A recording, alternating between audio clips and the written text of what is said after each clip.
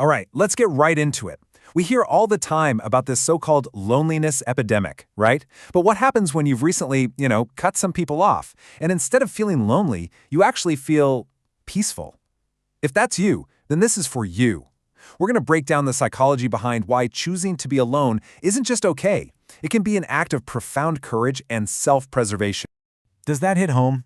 I mean, really, if you've ever stared at your phone, seen a certain name pop up and just had that gut feeling of, nope, not today, then you know what I'm talking about. Society might not quite get it, but that feeling of relief, that's real. And it's a huge piece of data about your own well-being. It's kind of a weird feeling, isn't it? We're constantly told we're supposed to feel isolated, disconnected, all those scary things. But after you finally created that distance, the world just got quiet. And you know what? That quiet feels good. So what on earth is actually going on here? To really understand the quiet, we first have to remember the noise. Because for a long time, this was probably you. You were the reliable one, the one who took the 2 a.m. crisis call. You were the family peacekeeper, the emotional sponge for literally everyone in your circle. You were the one who always answered. And then it happened. Maybe it was a slow burn, or maybe it was just one single moment, but you just stopped. You didn't answer the phone, you didn't swoop in to fix the latest drama, and the most amazing thing happened, didn't it? The world didn't fall apart. In fact, your world got a whole lot calmer. Now, this shift, it wasn't a moral failing. It's not a sign that you've suddenly become a cold person. No, it was your brain doing exactly what it's designed to do. It was a biological, totally protective response. Let's actually look at the science behind this. So there's this thing called polyvagal theory from Dr. Stephen Porges, and it basically says our nervous system has different gears. And when it senses that you've been drained one too many times, that certain people have taken way more than they've ever given, it doesn't wait for your permission. It just flips a switch for self-preservation. This lays it out perfectly. You basically moved from this state of social engagement where you're open, you're listening, you're giving out energy, to what researchers call the dorsal vagal response. In plain English, it's shutdown mode, it's withdrawal. Not because you're broken, but because your system decided it was time to protect your energy like the vital resource it is. Okay, but why? Why did your nervous system learn to see other people as a potential threat to your energy in the first place? Well, this isn't random. For a lot of us, that blueprint was drawn up a long time ago. Just think about this for a second. Maybe you were a kid who learned to read the room before you could even read books. You learned that somebody else's mood could change your entire world in an instant. You learned really early on that getting close to people could be unpredictable, maybe even a little dangerous. The psychologist Murray Bowen actually had a name for this: emotional cutoff. It's what happens when a child learns that love and chaos can come as a package deal.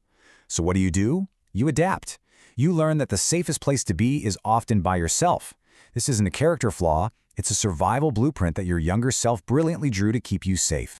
And that brings us to this really crucial distinction we have to make as adults: the difference between building walls that just keep everyone out and setting healthy boundaries that are designed to protect your peace.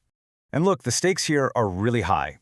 The CDC is very clear that true, prolonged, unwanted social isolation has serious physical consequences. It can increase your risk of heart disease by almost 30%. And your risk of a stroke goes up by over 30%.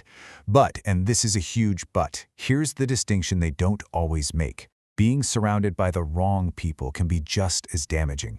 So what you're doing might not be isolation at all. This is the key difference, right here. Walls are built from fear, and they're indiscriminate. They block everyone out, the good and the bad. But boundaries are intelligent. They're built from self-awareness, and they are selective. So if cutting someone off brought you a deep sense of relief, you weren't building a wall. You were enforcing a boundary. You were protecting yourself. So the real question isn't, should I let people in or not? It's about being incredibly selective. It's asking yourself honestly, who in my life has actually earned the right to have access to my peaceful space? And chances are, you already have a very good sense of who those people are. And you know who they are because you haven't just been cutting people off at random. No way. You've developed an incredibly sophisticated skill. You can recognize draining patterns in people long before anyone else even has a clue. You see these things with crystal clarity, don't you? That friend who only calls when they want something. You spotted that pattern by month 2. That family member whose compliments always have a little string attached. You figured out that rhythm years ago. The partner who love bombs you and then vanishes, you saw that cycle coming a mile away. Science actually backs this up. A 2023 study in Nature Neuroscience found that early life stress leads to heightened threat detection later on. Basically, your brain got really, really good at spotting trouble early. You're not just being too sensitive, your brain is processing complex social data on a whole other level. So let's just reframe this. Once and for all, what you have is not a flaw. It is not paranoia. It's thousands of hours of data collection, all refined into a highly accurate early warning system. And when that system screams, hey, this person is going to drain you, you finally learn to listen to it. So what does this all boil down to? It means you're not broken, you're not antisocial. You're just selective. You are actively, consciously choosing sanctuary over chaos. And that means we need a whole new definition for what you're actually experiencing. Society might want to slap the label lonely or isolated on you, but those words imply that something is missing. Let's throw that out. Loneliness is the absence of a connection you desperately want. Solitude? Well, solitude is the presence of a peace you intentionally chose. One is about lack. The other is about choice. The people who don't get it, they might say you're running away from your problems. But you and I know the truth. You're not running away from anything. You're running toward something. You're running toward clarity, toward quiet, toward the version of yourself that can finally hear yourself think. That isn't isolation. That's a sanctuary. And if you have ever for 1 second wondered if there's something wrong with you for doing this, I want you to hear this loud and clear. You are not cold, you are not heartless, you simply learned that your energy is precious and not everyone deserves it. To choose to protect that energy, to build a life that feels gentle instead of constantly chaotic, that is not weakness. That is one of the most quietly fierce things a person can do. So where do you go from here? Harvard's famous 75-year study on happiness found that the key to a happy life isn't the number of friends you have, but the quality of those deep connections. So as we close this out, just ask yourself this. Your circle might be smaller now, sure, but is it finally full of people who truly see you? If the answer is yes, then you're not doing it wrong. You're doing it exactly right.